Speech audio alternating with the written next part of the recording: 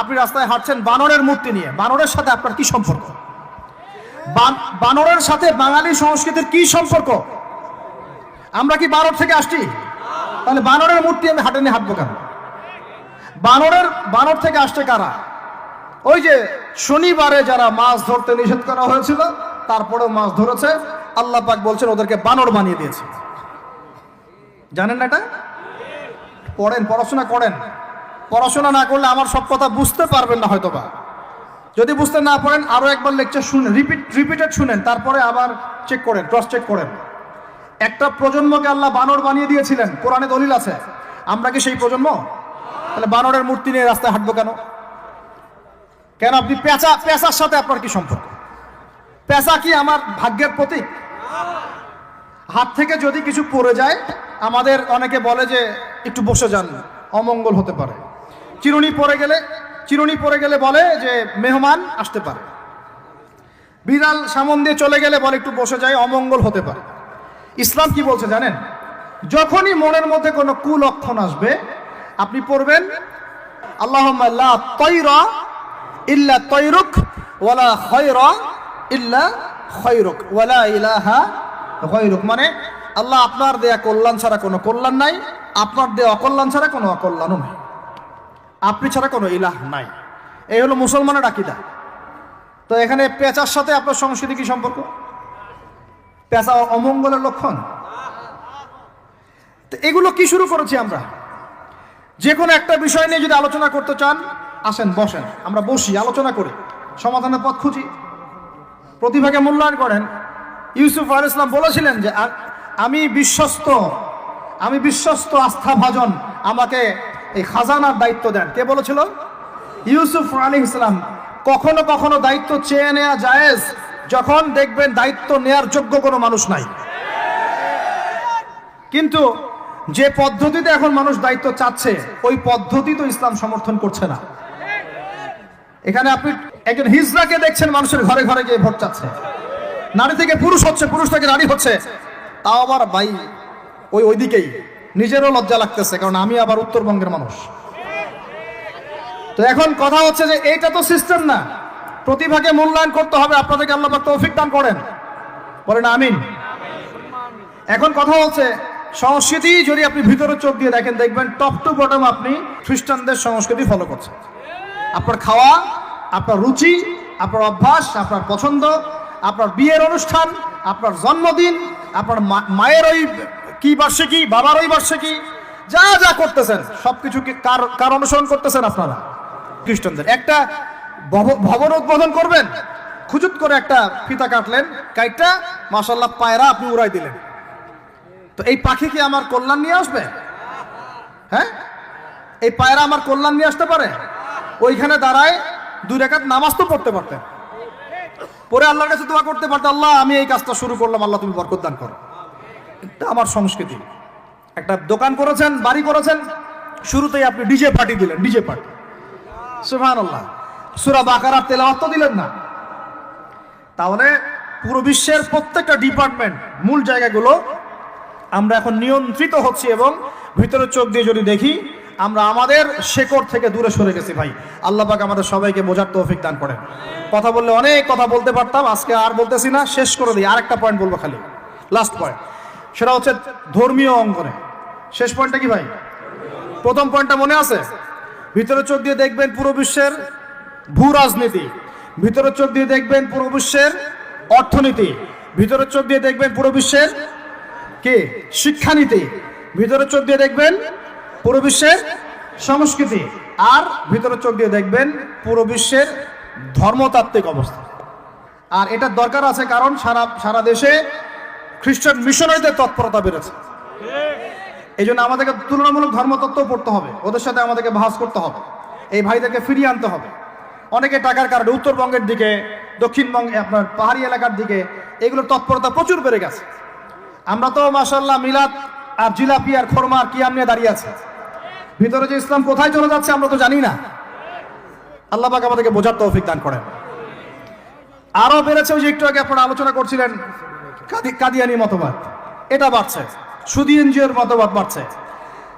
একজন আলেম বলেছিলেন বাংলাদেশের, যেদিন বাংলাদেশের 50% মানুষ খ্রিস্টান হয়ে যাবে, শিয়া হয়ে যাবে, কাদিয়ানি হয়ে যাবে, ওই দিন আপনাদের হুঁশ ফিরবে। আল্লাহ পাক আমাদেরকে ওই দিন আসার আগেই হুঁশে আসার তৌফিক দান করেন। সব ইখতিলাফি বিষয়গুলো ভুলে যান, মুমিনদের সাথে থাকেন, ওলামায়ে কেরামের জামাতের সাথে থাকেন, ছোটখাটো বিষয় নিয়ে তর্ক করা বন্ধ করেন, ইস্যু পাগল হওয়া বন্ধ করেন, ডিভাইস আসক্তি বন্ধ করেন, এই শোডাউনগুলো বন্ধ করেন, মূল জায়গাগুলোয় কাজ করেন। সালাত, তাহাজ্জুদ, হালাল রিজিক, আদর্শ পরিবার গঠন, ঠিক আছে, দাওয়াতের মেহনত, সৎ কাজে আদেশ, অসৎ কাজে নিষেধ, এগুলোতে মনোযোগী হন। আল্লাহ পাক ইনশাআল্লাহ আমাদেরকে তৌফিক দান করবেন ইনশাআল্লাহ। কারণ আল্লাহ ওয়াদা করেছেন, ইন তানসুরুল্লাহ ইয়ানসুরুকুম, তোমরা আল্লাহকে সাহায্য করো, আল্লাহ তোমাদেরকে সাহায্য করবে ইনশাআল্লাহ। কিন্তু ওয়া ইন তাতাওয়াল্লাও, তোমরা যদি সাহায্য না করে মুখ ফিরে চলে যাও, তাহলে ইয়াস্তাবদিল কওমান গায়রাকুম, আল্লাহ পাক অন্য কওমকে তোমাদের জায়গায় নিয়ে আসবেন, তোমাদেরকে সরাই দিবেন। সুম্মা লা ইয়াকুনু আমসালাকুম, তারা তোমাদের মতো অপদার্থ হবে না। নাউযুবিল্লাহ। আমরা চাই আল্লাহ যেন আমাদেরকে সরিয়ে না দিয়ে আমাদের দ্বারাই খেদমত নেন। আল্লাহ পাক কবুল করেন। আমাদের এই পুরো প্রজন্মটাকে আল্লাহ পাক তওবা করে ফিরে আসার তৌফিক দান করেন। বিশ্বের বুকে ওমর রাদিয়াল্লাহু আনহুর সময় আমরা যেমন মাথা উঁচু করে বাঁচতাম, ওইভাবে বাঁচার তৌফিক দান করেন। এমন একটা জায়গায় পুরো জাতিকে নিয়ে যাওয়ার তৌফিক দান করেন যেন আমাদের ভয়ে ওরা থরথর করে কাঁপা শুরু করেন ইনশাআল্লাহ। এগুলো বললে অনেক কথা, বললে কথা অনেক দিকে চলে যায়। কথা হচ্ছে, আমরা বিগত 70 বছরে আমরা একটা মিসাইল বানাতে পারি নাই এখন পর্যন্ত। কথা অনেক গভীর। আমাদেরকে আরো ভয় করবে কিভাবে? এই বিশ্বে তো ঢাল তলোয়ার দিয়ে যুদ্ধ হয় না। ওয়াইদ্দু লাকুম মাস্তাতাতুম মিন কুওয়াতিন, সূরা আনফালের মধ্যে আল্লাহ পাক আয়াত নাযিল করেছেন, হে মুসলিমরা, তোমরা শক্তি অর্জন করো, তোমরা শক্তি সামর্থ্য অর্জন করো। তুরহিবুনা বিহি আদুওয়াল্লাহি ওয়া আদুওয়াকুম, এই শক্তি দিয়ে তোমরা আল্লাহর দুশমনদেরকে ভয় দেখাবা। এটা কে বলেছেন? আল্লাহ বলেছেন। ওই শক্তি কই? তা আমরা আপোষে লড়াইয়ে পড়ে আছি, আঞ্চলিক রাজনীতি নিয়ে পড়ে আছি, ভাইয়ে ভাইয়ে মারামারি কাটাকাটি করছি, আমরা গীবত সমালোচনার রাজনীতি করছি, মূল শক্তিটা আমরা অর্জন করতে পারছি না। আল্লাহ পাক আমাদেরকে সেইটা বোঝার তৌফিক দান করেন। চিন্তা করবেন না, চিন্তা করবেন না, আমরা যদি করতে পারি আল্লাহ পাক আমাদের হাতেই বিজয় দিবেন ইনশাআল্লাহ।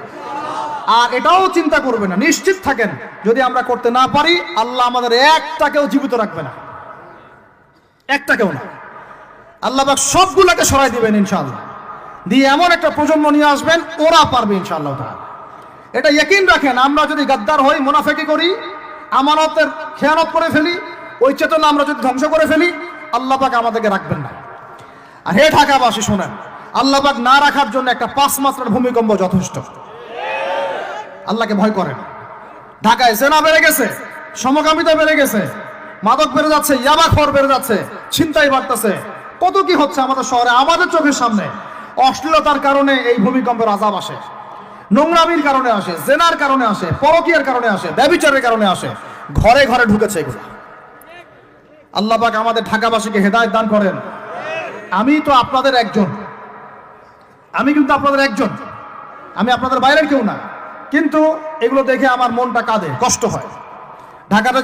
ঢাকা যেমন মসজিদের শহর, এই মসজিদের শহরের মধ্যে এরকম অন্যায় অবিচার ঘরে ঘরে কেমন করে ছড়িয়ে পড়ে, কেমন করে? একটা অপরাধ হয়েছে আমাদের, অপরাধটা হচ্ছে আমরা সৎ কাজে আদেশ করেছি, অসৎ কাজে সমানভাবে নিষেধ করি নাই। সৎ কাজে আদেশের সাথে এখন থেকে অসৎ কাজে নিষেধও করবেন। আল্লাহ পাক তৌফিক দান করেন। আল্লাহ পাক এই জজবা চেতনা আপনাদের সবার মধ্যে দান করেন, আমিন। আইন হাতে তুলে নেবেন না, কিন্তু অন্যায়ের প্রতিবাদ করবেন। অন্যায়ের কি করবেন? প্রতিবাদ করবেন। শেষ পয়েন্টটা বলি, ধর্মীয় অবস্থাটা কি? ভিতরে চোখ দিয়ে দেখেন। আপনার কাছে মনে হচ্ছে আমরা সবাই সংখ্যায় অনেক বেশি, কোটি কোটি মুসলমান, এত এত মুসলিম রাষ্ট্র, এত এত তেল, এত এত মিলিটারি পাওয়ার, ইত্যাদি ইত্যাদি, এত সংগঠন, অনেক কিছু, এত ধর্মীয় দল, এত আলেম ওলামা। বাস্তবিক অর্থে ভিতরের চোখ দিয়ে যদি আপনি দেখেন, দেখবেন যে আমরা সংখ্যায় বেশি হওয়ার সত্ত্বেও আপোষে অসংখ্য দলে বিভক্ত হয়ে গেছে। যতক্ষণ পর্যন্ত আমরা ইউনাইটেড হচ্ছি না, ধর্মতাত্ত্বিকভাবে একটা জায়গায় আসছি না, একটা জামাআ ফর্ম করছি না, একটা ইমারা কায়েম করছি না, এবং আমাদের মধ্যে একজন আমিরুল মুমিনিন নির্ধারণ করছি না, ততক্ষণ পর্যন্ত আপনি আল্লাহর রাস্তায় দিন ইকামত করতে পারবেন না। এটা আমাদের মূল সমস্যা, মূল গোড়ার সমস্যা। আর এই সমস্যাটাকে আম জনগণ কোনোভাবে উস্কে দিবেন না। আপনারা ওলামায়ে কেরামদের মধ্যে বিভক্তি বাড়াই দিবেন না, উস্কে দিবেন না, অনলাইন গরম করবেন না, চুপ করে থাকবেন। কিছু বলার যদি না থাকে চুপ করে থাকেন, তা বলার দরকার নাই। ওলামায়ে কেরামদেরকে একটা জায়গায় বসতে দেন। তারা যদি একটা জায়গায় বসে, একটা টেবিলে বসে, একে অপরের সাথে মোয়ানাকা করে, চা খায়, সালাম বিনিময় করে, ইনশাআল্লাহ দেখবেন ঐক্য হয়ে গেছে ইনশাআল্লাহ। এবং ওলামায়ে কেরামরা যখন আমাদের রাজনীতিবিদদের সাথে থাকবেন, একটা ঐক্যবদ্ধ শক্তি হবে, তখন দেখবেন রাষ্ট্র, অর্থনীতি, রাজনীতি এবং ধর্মতাত্ত্বিক সব দিক দিয়ে এগিয়ে যাবে ইনশাআল্লাহ। এই জিনিসটার ঘাটতি আছে আমাদের মধ্যে। আমরা অনেক সময় মনে করি ও পলিটিশিয়ানের সাথে আমার চলার দরকার নাই, ও তাগুত, ও কাফের, ও মুশরিক, ও এটা ওইটা। দেখেন, নবী করিম সাল্লাল্লাহু আলাইহি ওয়াসাল্লামকে সবচেয়ে বেশি সাপোর্ট করেছেন তার চাচা আবু তালেব। আবু তালেব মুসলমান হননি শেষ পর্যন্ত। তার বাসাতে তিনি থেকেছেন, বড় হয়েছেন, ব্যবসা করেছেন। চাচাকে কালিমা পড়াতে পারেন নাই, দ্বীনের পথে আনতে পারেন নাই। তাই বলে কি তিনি চাচার সঙ্গ ছেড়ে দিয়েছিলেন? আমরা সবাই নিজেকে আলাদা বিভক্ত মনে করি। নসিহতের মধ্য দিয়ে, সদুপদেশের মধ্য দিয়ে, একটা ভ্রাতৃত্বের বন্ধনের মধ্য দিয়ে। সবাই তো আর খারাপ পারে ভাই, সবাই কি খারাপ? এখানে অনেক অসংখ্য ভালো মানুষ আছেন, প্রত্যেকটা সেক্টরে আছে। আপনার আমার চেয়ে বেশি ইমানদার আছে, আপনি জানেন না। প্রত্যেক ডিপার্টমেন্টে আপনার আমার চেয়ে বড় বড় ইমানদাররা আছে, কিন্তু পরিবেশ পরিস্থিতির কারণে হয়তোবা তারা তাদের ইমানটাকে জাহির করতে পারছেন না। আমরা উগ্র হব না, তাদের প্রতি আমরা নসিহত করব, নরম হব, সবর করব, দাওয়াত দিব, এবং তাদেরকেও আমরা আমাদের একটা প্ল্যাটফর্মে আনার চেষ্টা করবো ইনশাআল্লাহ। এভাবে যখন আস্তে আস্তে মেহনতগুলো বাড়তে থাকবে, 10টা বছর দেখেন, 10টা বছর পরে দেখবেন চিত্র পাল্টে গেছে ইনশাআল্লাহ। তবে এই দায়িত্বটা কোনো বক্তার একার নয়, কোনো আলেমের একার নয়, কোনো এমপি সাহেবের একার নয়, মন্ত্রী সাহেবের একার নয়, কোনো সরকার প্রধানের একার নয়। এখানে আপনার আমার সবার ভূমিকা আছে। সবাই যার যার জায়গা থেকে যদি আমরা ভূমিকা পালন করতে ব্যর্থ হই, এগুলো স্বপ্ন থেকে যাবে, কোনোদিন বাস্তবায়ন করতে পারবেন না। সবাই যার যার জায়গা থেকে কাজ যদি ঠিক মতো করি, ইনশাআল্লাহ দেখবেন আমরা ওই সোনার বাংলা ঠিকই গঠন করবো ইনশাআল্লাহ। আল্লাহ পাক আমাদের সবাইকে ধর্মীয় অঙ্গনের ভেদাভেদটাকে দূর করার তৌফিক দান করেন। ধর্মীয় অঙ্গনের ভেদাভেদটা সবচেয়ে কালো হয়েছে আমাদের জন্য। ধার্মিকরা যদি একটা জায়গায় থাকতেন, তারা যদি সমাজের মধ্যে এরকম বিভিন্ন দলে দলে বিভক্ত হয়ে আলাদা আলাদা হয়ে না যেতেন, তাহলে দেখতেন আজকে থেকে 40 বছর আগেই বাংলার জমিনে দিন কায়েম হয়ে যেত। আল্লাহ রাব্বুল আলামিন আমাদেরকে ভিতরের চোখ জাগ্রত করার তৌফিক দান করেন। আর যারা স্পষ্ট মুশরিক, স্পষ্ট শিরিক করছে, স্পষ্ট বেদাতি এবং স্পষ্ট মুনাফিক, যারা জালেমের পক্ষ নেয়, ওদের সাথে ঐক্যের কোনো দরকার নাই। ওদেরকে ছাড়াই আমরা চলবো ইনশাআল্লাহ। সময়ে ওদেরকে মিটিয়ে ফেলবে ইনশাআল্লাহ। সময়ের স্রোতে ওরা ধুলার মতো উড়ে যাবে ইনশাআল্লাহ, কিচ্ছু করতে পারবে না ইনশাআল্লাহ। কারণ মুনাফিকদের সাথে ঐক্য হয় না। মুনাফিকদের সাথে কি ঐক্য হয়? মুনাফিকদের সাথে ঐক্য হয় না, মুশরিকদের সাথে ঐক্য হয় না। এবং যারা পাক্কা মুশরিক, পাক্কা বিদআতি, তাদের সাথে কিন্তু ঐক্য হয় না। তো এই জিনিসগুলো আমরা অ্যাভয়েড করে মুমিনদের জামাকে নিয়ে ঐক্যবদ্ধ হয়ে সামনের দিকে এগিয়ে যাবো ইনশাআল্লাহ। আল্লাহ পাক আমাদের সমস্ত উলামায়ে কেরামদেরকে দীর্ঘনেক হায়াত দারাজ করেন, তাদেরকে এক প্ল্যাটফর্মে বসার তৌফিক দান করেন।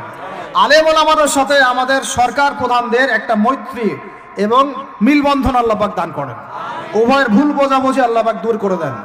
উভয়কে আল্লাহ পাক এক টেবিলে বসার তৌফিক দান করেন। আল্লাহ পাক উভয়কে নিয়ে একটা শক্তিশালী রাষ্ট্র গঠনের তৌফিক দান করেন ইনশাআল্লাহ। দেখবেন যদি এভাবে আমরা কাজ করতে পারি। আর আমাদের তরুণদের দায়িত্ব কি? তরুণদের দায়িত্ব বড়রা যা বলবে ওইটা ফলো করে চলা। আমাদের দায়িত্ব না যে আমরা নেতৃত্ব আসনটাতে খাপ করে কেড়ে নিয়ে বসবো, এটা আমাদের দায়িত্ব না। যদি আমরা যোগ্য হই, আল্লাহ পাক যদি কবুল করেন, আল্লাহই আপনাকে উঁচু জায়গায় নিয়ে যাবেন ইনশাআল্লাহ। আমরা খালি চোখ কান খোলা রেখে সত্য মিথ্যা পার্থক্য করব, আমাদের বড়দের সামনে এটাকে উপস্থাপন করব। তারা যদি মুনাসিব মনে করেন, আমাদেরকে তাদের জায়গায় নিয়ে যাবেন ইনশাআল্লাহ। এবং আমাদের কাজ হচ্ছে ইলম অর্জন করা, তাজকিয়া অর্জন করা, বেশি বেশি আমল করা, এবং উলামায়ে কেরামের সোহবতে থাকা, এবং এই জাতিটাকে নিজের একক জাতি মনে করা, আলাদা মনে না করা। আমরা সবাই মিলে এক জাতি, মনে রাখবেন, আমরা সবাই মিলে এক জাতি। সরকার, প্রশাসন, আমজনগণ, ওলামায়ে কেরাম, যুবক যুবতী, তরুণ তরুণী, আমাদের সন্তানরা, সবাই মিলে আমরা একটা মুসলিম জাতি। মনে থাকবেন ইনশাআল্লাহ। বিভক্তির দিকে যাবেন না, ঐক্যবদ্ধ থাকেন, বিজয় আমাদের হবে ইনশাআল্লাহ।